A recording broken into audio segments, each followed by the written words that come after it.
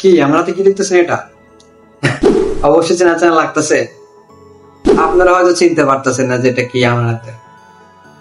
তাহলে একটু মনে করে দিই ভাই, আমার হাতে এটা যেই জিনিসটা সেটা দেখলে হয়তো আপনি চমকে যেতে পারেন।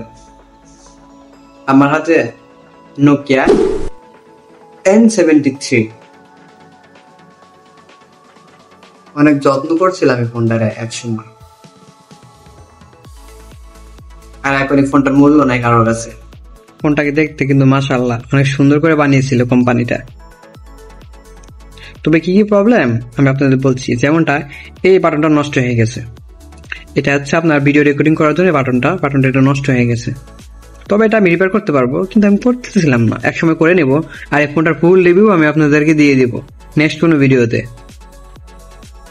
যদি আপনাদের আগ্রহ থাকে তাহলে এটার ফুল রিভিউ তাহলে অবশ্যই আমাকে কমেন্ট বক্সে জানিয়ে যাবেন। আপনাদের আগ্রহ বেশি থাকলে তাহলে অবশ্যই আমি এটার ফুল রিভিউ আমি আপনাদের সামনে নিয়ে হাজির হব।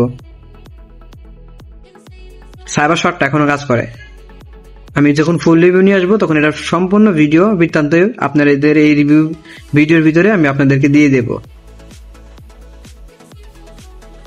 ব্যাটারিটা চেঞ্জ করা হয়েছে।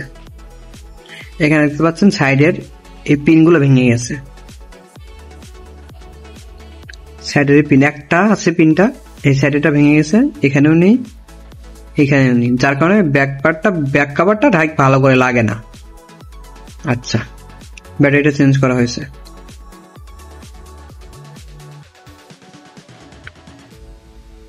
কিন্তু ফোনটা এখনো সচল।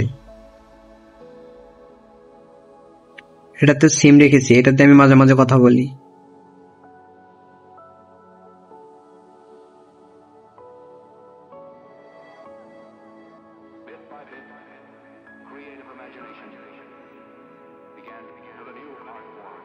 তো আপনারা তো দেখতেই পেলেন যে ফোনটার কি কি প্রবলেম আর কি কি চেঞ্জ করা হয়েছে। জাস্ট ব্যাটারি চেঞ্জ করা হয়েছে আর এই ব্যাক সেলটা জাস্ট ভেঙে গেছে।